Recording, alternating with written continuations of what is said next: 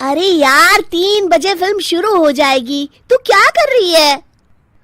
बस मुझे 5 मिनट दे, मैं अभी साड़ी बदल कर आती हूँ। अरे बहू, तू अचानक कहाँ जा रही है? तेरी सास तुझे आवाज दे रही है। अरे छोड़ ना, ये बुढ़िया कभी नहीं सुधरेगी। क्या हुआ माँ जी? मैंने आपको कितनी बार मना किया है कि मुझे जाते हुए टोका मत कीजिए। मैं फिल्म देखने जा रही हूँ। तू अभी चली जाएगी तो मेरे लिए खाना कौन बनाएगा बहू? सुबह से भूखी बैठी हूँ। अरे माँ जी, आप कौन सा घर का काम करती हो जो आपको भूख लगी है? अच्छा, मुझे देर हो रही है, चलना रीटा। अंजलि के जाते ही सीता देवी अपनी किस्मत को कोसते हुए सारा दिन घर में भूखी बैठी रहती हैं। इस तरह अंजलि अपना बहू होने का कर्तव्य कभी नहीं निभाती थी। वहीं दूसरी तरफ अपनी सास के खाते से पैसे निकाल के अपने शौक पूरे करती थी। लेकिन सीता देवी इस उम्मीद पर थी कि एक दिन उसकी बहू सुधर जाएगी। फिर एक दिन सीता देवी की जुड़वा बहन गीता देवी वहां आती है। अपनी बहन को घर के काम करते हुए देख गीता देवी आग बबूला हो जाती है। अरे ये सब यहाँ क्या चल रहा है सीता? तेरी बहू कहाँ है जो तू घर के काम कर रही है? सीता देवी भावुक होकर रोने लगती है। अब तुझसे क्या छुपाऊं? मेरी बहू रत्ती भर भी मेरी इज्जत नहीं करती। मजबूरी में मुझे घर के सारे काम करने पड़ते हैं। वो तो बस सारा दिन अपनी सहेली के साथ सैर सपाटा करने में लगी रहती है। अच्छा, तो उस चिड़िया के पर निकल आए। तू चिंता मत कर, मैं ऐसी कई बिगड़ैल बहुओं को ठीक कर चुकी हूँ। अब मैं इस चुड़ैल से निपटूंगी। तू कुछ दिनों के लिए मेरे घर चली जा, मेरी बहू तेरी अच्छी देखभाल करेगी। फिर दोनों बहनें आपस में साड़ियां बदल लेती हैं और सीता देवी अपनी बहन के घर चली जाती हैं। देर रात अंजलि जब घर आती है तो अपने कमरे का नजारा देख उसकी आंखें फटी की फटी रह जाती है। हे राम, मेरे कमरे का एसी कहाँ चला गया? और मेरा 56 इंच का एलईडी टीवी कौन ले गया? अंजलि तैस के साथ अपनी सास के कमरे में जाती है।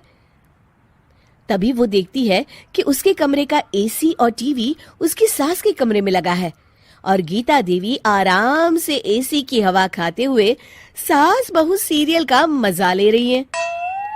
अच्छा, तो ये सब इस बुढ़िया की कारस्तानी है। अभी इसे बताती हूँ। ये सब क्या है माँ जी? आपकी हिम्मत कैसे हुई मेरे सामान को हाथ लगाने की? क्यों बहू, ये सारा सामान तूने तेरे पिताजी के पैसों से खरीदा है क्या? हैं? लगता है तू भूल गई कि ये सारा सामान मेरे पैसों से आया है, इसलिए मैं अपनी सारी चीजें अपने कमरे में उठा लाई। तुझे कोई एतराज है? चल जा यहाँ से, सीरियल का मजा किरकिरा मत कर। गीता की बातों का कोई जवाब नहीं बनता देख अंजलि अपने दांत पीस कर रह जाती है। अगले दिन रीटा और अंजलि शॉपिंग पे जाने की तैयारी करती हैं। अंजलि जैसे ही अपनी स्कूटी पर बैठती है तभी गीता देवी स्कूटी की चाबी निकाल लेती हैं। अरे, ये स्कूटी कहाँ लिए जा रही है?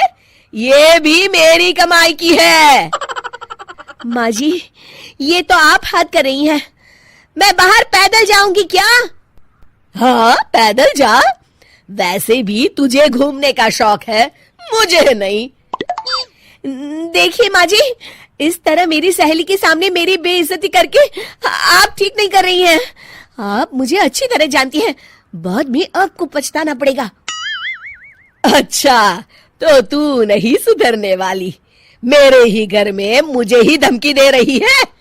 तेरी याददाश्त के लिए बता दूं कि ये मकान मेरे नाम पर है। अब तू देख, मैं आज ही अपने बिल्लू वकील को बुलाकर ये सारी जायदाद अनाथालय को दान कर देती हूँ, फिर तुझे एक ढेला भी नहीं मिलेगा। गीता की बातें सुनकर अंजलि के पैरों तले जमीन खिसक जाती है। अरे, अगर तेरी सास ने तुझे अपनी जायदाद से बेदखल कर दिया तब तो तू सड़क पर आ जाएगी। मैं तो कहती हूँ चुपचाप अपनी सास से माफी मांग ले अंजलि। हाँ, तो बिल्कुल सही कहती है। मेरी सास का कोई भरोसा नहीं है। अरे नहीं नहीं माँ जी, ऐसा गजब मत करिए।